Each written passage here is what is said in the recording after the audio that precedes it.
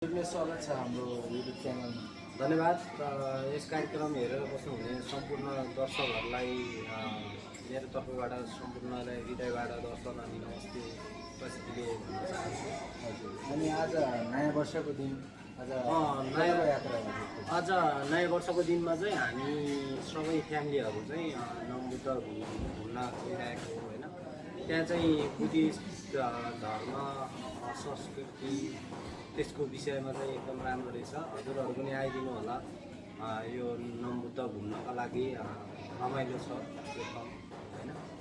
किन भन्दाखेरि अब मान्छेहरू देश विदेशबाट त त्यहाँ त्यो देउता दर्शन गर्न सबैजना आइरहेछ भने तपाईँ हामी यहीँ काठमाडौँमा गएको दाजुभाइहरू दिदीबहिनीहरू सम्पूर्ण चाहिँ आइदिनु होला भनेर विनम्र अनुरोध गर्छु। हजुर, अनि त्यो भित्र परेकोमा के छ त? नमबुद्ध भन्नुभएको छ, बुद्ध भगवानको धेरै अब ठुलो नाम नमबुद्ध भनेर। अनि त्यो भित्र चाहिँ के रहेछ सिस्टममा घुम्ने ठाउँ दृश्यहरू?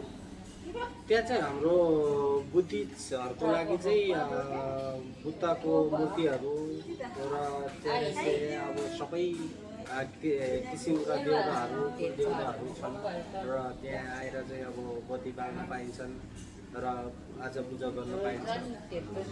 राम्रो छ, सुविधा सबै सबै सुविधा छ होइन। सबैजना आइदिनु होला। हामी दाजुभाइहरू सबैजना आज चाहिँ यो बर्थडे ठाउँमा चाहिँ एकदम रमाइलो फिल भयो भनौँ न। सबै फ्यामिलीहरूसँग जानु पायो।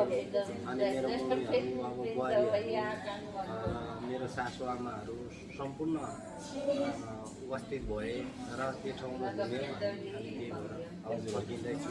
हजुर, अनि अहिले यो काठमाडौँबाट जाँदाखेरि नमबुद्धको बाटोहरू कस्तो छ? त्यहाँसम्म कति किलोमिटरको यात्रा पर्ने रहेछ काठमाडौँदेखि? काठमाडौँबाट एकदमै नजिकको यात्रा हो। तपाईँको 35 किलोमिटर छन् र काठमाडौँ कोरेश्वरबाट। र हामी चाहिँ सूर्यविनायकबाट आइपुग्यौँ। सूर्यविनायकबाट आउँदाखेरि चाहिँ तपाईँको जम्मा 27 किलोमिटर पर्यो र एकदमै नजिकको यात्रा छ। बाइकमा आयो भने तपाईँको 1 घन्टामा आइपुग्छ भने गाडीमा आउँदा चाहिँ 1.5 घन्टा लागिन्छ र त्यो ठाउँको। ठिक छ। अनि बाटोहरू कस्तो छ? पिच छ? बाटोहरू एकदम पिच छ।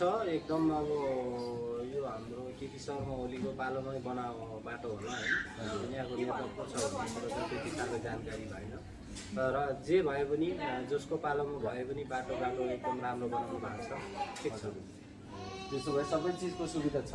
सबै चिजको सुविधा छ। तपाईँहरू पनि आउनुहोस्, घुम्नुहोस् र फोटोहरू खिच्नुहोस् है त। उसो भने नमबुद्ध गयो भने दर्शन गर्न पाइन्छ राम्रोसँग?